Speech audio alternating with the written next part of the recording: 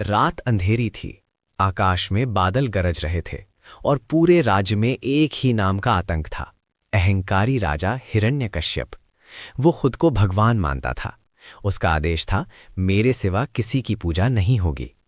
लेकिन उसी महल में एक नन्हा बालक था, शांत, निष्कलंक, जिसकी आंखों में अडिग विश्वास की चमक थी।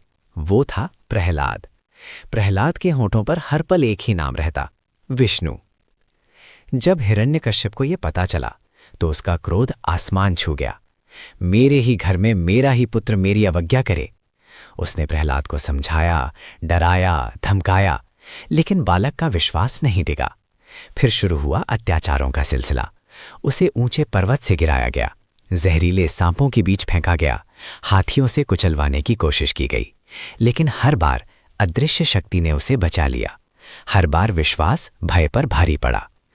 अंत में हिरण्यकश्यप ने अपनी बहन को बुलाया, होलिका। होलिका को वरदान था कि अग्नि उसे जला नहीं सकती। योजना बनी, प्रहलाद को गोद में लेकर अग्नि में बिठा दिया जाए ताकि उसकी भक्ति, उसकी आस्था सब राख हो जाए। रात आई, चिता सजाई गई, लपटें आसमान को छूने लगी। होलिका प्रहलाद को गोद में लेकर अग्नि पर बैठ गई। चारों ओर सन्नाटा, हर आंख उस दृश्य पर टिकी थी। लेकिन अग्नि की लपटों के बीच भी प्रहलाद की आंखें बंद थीं। होठों पर वही नाम था, नारायण, नारायण। और तभी चमत्कार हुआ। अग्नि की दिशा बदल गई, वरदान निष्फल हो गया। होलिका जलने लगी और प्रहलाद सुरक्षित रहा। कुछ ही क्षणों में अहंकार राख बन चुका था और विश्वास अमर हो गया। यही है होलिका दहन की कथा। ये केवल एक पौराणिक घटना नहीं, ये संदेश है कि जब आस्था सच्ची हो, जब मन निष्कलंक हो, तो दुनिया की कोई भी अग्नि आपका कुछ नहीं बिगाड़ सकती। होलिका दहन हमें याद दिलाता है, बुराई कितनी भी शक्तिशाली क्यों न लगे, अंत में जीत अच्छाई की ही होती है।